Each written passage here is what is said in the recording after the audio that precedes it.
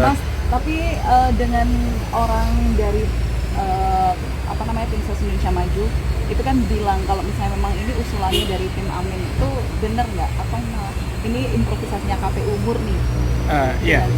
Jadi kalau dari kronologi yang sudah kita publish, Bu Nini Hayatul Fairo, Kokapten kami kan juga sudah kasih rilis, kita sudah menjelaskan secara resmi juga melalui surat bahwa yang dituduhkan, bukan dituduhkan ya, yang disinggung oleh TKN itu sebenarnya kalau menurut notulensi kami sedikit berbeda. Karena waktu itu pihak Amin itu membantah atau tidak menyetujui poin tentang cukup pemaparan visi dan misi tanpa ada debat.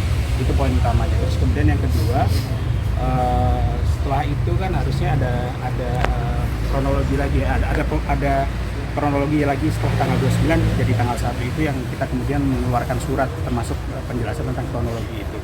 Dan tentang itu sih kita nunggu KPU aja lah proses selanjutnya, karena KPU yang sekarang seharusnya memegang peranan penting buat jawab semua polemik. Berarti ada miskomunikasi yang pihak sana itu kalau gimana? Pihak sana itu siapa? TKN. Kemarin malam di forum diskusi live juga di salah satu stasiun TV, saya dan TKN itu sebenarnya poinnya sudah sepakat bahwa semua capres cawapres itu sudah siap menghadapi debat apapun ketentuan yang sudah dilaksanakan KPU, dan kita sih sudah nggak memperdebatkan lagi perdebatan menjelang debat. Dan ini kan kita berdebat tentang debat sebenarnya, jadi kita sudah nggak memasukkan dengan itu. Dan permasalahan yang kemarin mungkin multitafsir atau kesalahan penulisan notulensi yang kita harapkan justru sekarang kita membahas substansi tentang debat. Kan TKN sendiri kan mendorong salah satu bidang yang ada, misalkan kebudayaan, dimasukkan ke topik salah satu debat. Dan itu lebih substansial menurut saya yang perlu dibahas adalah itu nggak lagi menyalahkan siapa yang mengusulkan, tapi kalau sudah ada statement bahwa semua siap, ya saya rasa dengan konsep apapun persiapan sudah termasuk. Selain Cukup ya debatnya. Ini Menteri BKP. Debat cukup kan? cukup. Isu lain mas mungkin ini Menteri BKP Pak Bahlil tadi kan membuat media center Indonesia Maju, dan ini juga Kominfo sudah komentar bahwa Kominfo tidak merasa dilibatkan dalam hal ini. Ini tanggapannya gimana dari Timnas Amin? Iya. Poin yang pertama sebenarnya kan pemilihan redaksional katanya ya, Indonesia Maju mungkin terkesan afiliasi dengan salah satu koalisi yang Indonesia Maju. Terus kemudian secara kewenangan keinstansian kan Kominfo yang bertanggung jawab terhadap itu kan. Bahkan kita dengar juga kemarin di media bahwa Kominfo malah nggak pernah dilibatkan sama sekali katanya di isu tersebut. Dan kita justru mempertanyakan urgensinya apa kan, dan media center mungkin dalam banyak sejarah Republik pertama kali dibentuk media center selain yang ada di Kominfo kan. Dan kita mempertanyakan urgensinya, kenapa itu harus ada, terus kemudian kenapa pemilihan nama tersebut yang dipakai, kemudian juga yang ketiga kenapa harus BKPM yang secara mungkin tupoksinya nggak ngurusin hal demikian, malah ngurusin yang berkaitan dengan media yang harusnya jadi tupoksinya Kominfo. Dalam hal ini Timnas Amin melihat ada ketakutan dari pemerintah nggak sih untuk sampai membuat media center ini? Kalau ketakutan mungkin ditanyakan ke sana ya, cuma kalau saya lihat sih Ada lebih kepentingan. kepada urgensi dan kepentingannya. Kepentingan apa harus dibikin, terus kemudian urgensi apa sehingga harus ada media center. Karena kalau yang saya pahami adalah itu dimaksudkan untuk menjawab hoax, untuk menjawab berita-berita yang nggak benar beredar. Padahal kan secara tupoksi Kominfo pun saya rasa sudah cukup ya buat melakukan hal itu. Namanya kan koalisi namanya media center Indonesia Maju nih mas. Ini Timnas Amin melihatnya gimana, kan ada koalisi lain namanya Indonesia Maju juga. Ya itu menurut saya kan maksudnya kan Adakah pengerahan kekuatan di sini? dari ratusan kata yang ada di bahasa Indonesia kan harusnya bisa ya dipilih yang lain. Kalau sekarang kan justru kita membuat kebingungan di rakyat kenapa harus namanya merujuk kepada salah satu koalisi yang ada di kontestasi pilpres ini. Jadi kalau saya lihat sih malah itu perlu dijelaskan sendiri oleh media center yang berkaitan, dan saya rasa penamaan itu juga patut kita pertanyakan. Mas, ini kalau kita lihat pembentukannya apa bisa dibaca sebagai bentuk kegagalan kementerian dalam Kementerian Kominfo, tidak harus membuat lagi badan baru atau badan baru itu yang dilihat seperti apa dari itu? Ya, kalau saya lihat kan begini ya, selain tentang nama tadi, tentang urgensi, juga pemilihan lokasi ini kan agak sensitif tuh. Kalau kita lihat lokasinya lokasinya kantornya juga mendekati salah satu tempat koalisi, yaitu koalisinya tim DKM, dan kita patut pertanyakan juga tentang hal tersebut. Tapi untuk menilai kegagalan sih kami dan tim Mas Amin nggak punya kapasitas untuk menilai itu. Tentu kapasitas menilai itu rakyat tentunya bisa menilai, dan juga mungkin setiap kementerian kan punya instrumen untuk melakukan evaluasi ya, termasuk dari Kominfo. Dan saya rasa kalau kita nilai sampai sejauh itu belum pernah kita. Tapi kita cek, makanya kita perlu penjelasan lebih lanjut karena itu masih 1-2 hari ini, dan kita perlu dalami juga apa itu urgensi dan juga kepentingannya di balik ya bikin itu. Tapi mempertanyakan nggak sih Mas, fungsi Kominfo apa kalau ini juga memberantas hoax? Tentu kami mempertanyakan. Jadi tumpang tindih antara tupoksi antar kementerian kan juga patut dipertanyakan, apalagi yang sejauh yang saya pahami kan BKPM dan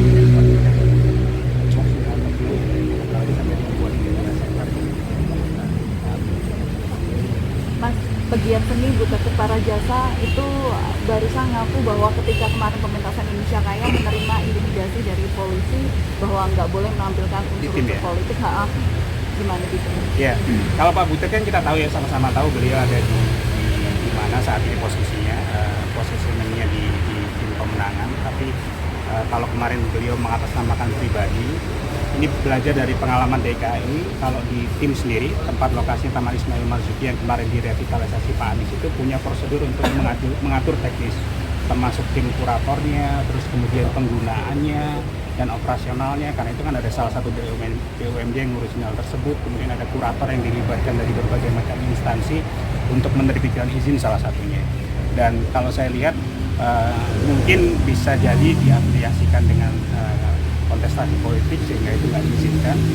Dan mungkin yang kedua juga kita perlu mendengar juga dari DKI, Pemprov DKI atau dari Taman Ismail Marzuki atau mungkin DKJ kenapa itu sampai dilarang. Karena kita melihat kan kayak kemarin Pak Amatan selama 13 tahun kan diizinkan, itu kan menghadirkan semua paslon atau ada unsur-unsur politisnya, dan saya lihat itu.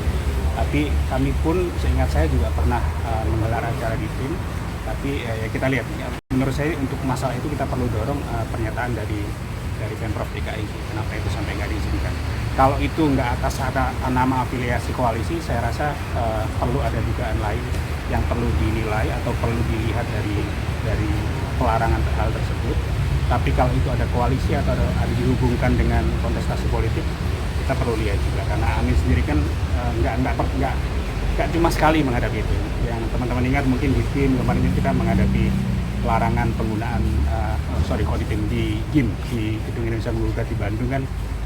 Amin Anies sebelum masa kampanye pernah dilarang untuk menggunakan gedung tersebut untuk salah satu acara yang digalang oleh relawan. Mas, sebenarnya ini bukan soal pelarangan penggunaan gedung, itu mungkin itu agak bergeser sedikit ya. Tapi di situ yang dilarang oleh kepolisian pada saat itu adalah jangan Anda membuat pernyataan atau narasi yang bernada politik. Barangkali kalau soal pernyataan ini kan ini cukup berbahaya untuk seniman siapapun saja ya. Mungkin tanggapan dari Amin itu soal itu, gimana sih narasi itu harus dilarang.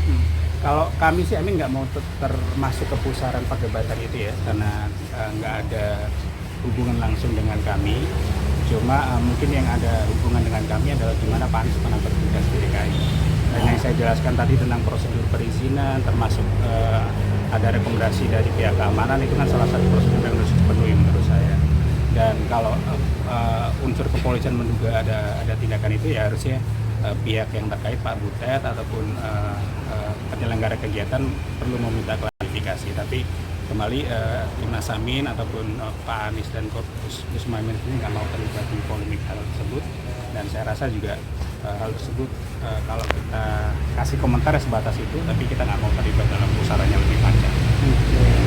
Soalnya ada kayak dugaan bahwa ini tuh membatasi ruang untuk demokrasi gitu, berekspresi juga. Nah, gimana untuk Timnas Amin menanggapi hal ini gitu? Kalau kami sih mendorongnya netralitas ya.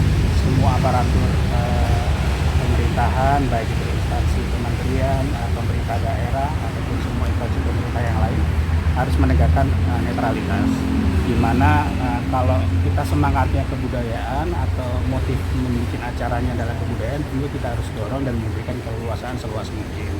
Tapi kalau dugaan bagaimana itu berafiliasi dari politik, itu mungkin ya kewenangan dari keamanan, dalam hal ini kepolisian, untuk menduga ada hal tersebut. Tapi saya melihat sih yang patut kita dorong adalah netralitas, dan yang kedua ada penjelasan. Ketika ada pelarangan harus ada penjelasan kenapa itu dilarang, dan tentu semua orang juga berhak tahu, termasuk orang yang dirugikan, dalam hal ini Mas Butet dan pihak penyelenggara. Artinya kalau kita menggunakan kata netralitas, artinya ada pengerahan gitu ya oleh sistem untuk membatasi atau ya membungkam ruang-ruang kritis semacam itu. Kalau itu nggak ada keterangan, kita patut menduga. Karena kan selain tentang netralitas kan kita juga mendorong adanya keterbukaan sebagai sejauh mana informasi bisa didorong, sejauh mana pihak keamanan memberikan penilaian terhadap boleh atau tidaknya kegiatan itu dilaksanakan. Dan saya melihat sih dua unsur itu yang utama yang harus kita dorong, keterbukaan dan juga unsur netralitas aparat pemerintah. Tim lagi tentang tim? Enggak ya? Udah, Tim cukup ya? Tim cukup ya? Mas, kembali ke media center itu tadi Mas, jadi menurut tim Amin, apakah itu jadinya justru melangkahi Kominfo yang mana itu sebenarnya domainnya terkait informasi urusan jadi itu dengan Kominfo? Ya, kalau Timnas Amin sih nggak punya kewenangan menilai itu ya. Jadi apakah itu menyalahi peraturan?